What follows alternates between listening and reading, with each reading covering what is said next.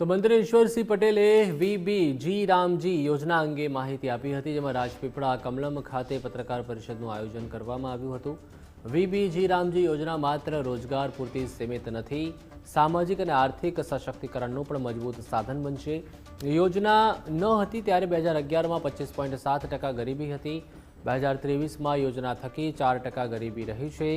કોંગ્રેસ વખતે જે યોજના ચાલતી હતી તેમાં ભ્રષ્ટાચાર થતા હતા। ભાજપ સરકારમાં આ યોજના થકી ગામડાઓ સદ્ધર થશે તેમ જણાવ્યું હતું।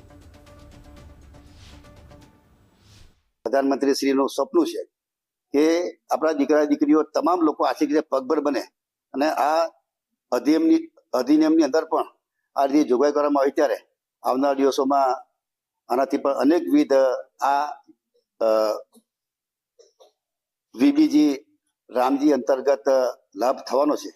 ત્યારે જે સાચી વિગત છે એ લોકો સુધી પહોંચે અને કોંગ્રેસ જે ભ્રમ પચાવી રહી છે કે જે એમના વખતની અંદર જે યોજનાઓ ચાલતી તેમાં ભ્રષ્ટાચાર થતો હતો, ત્યારે આજે જોયું છે કે અહીંયા જે કામગીરી છે એ ગ્રામ પંચાયત અને ગ્રામ સભા થકી પોતાના ગામના પર જે કામો છે તે ગામના કામો જે પ્રાયોરિટીવાળા કામો છે લઈ શકાવાના છે। આવા અનેક જે નવા સુધારા જે કર્યા છે એમાં આવનારા દિવસોમાં ગામડાઓ પણ આર્થિક રીતે પગભર થનાર છે।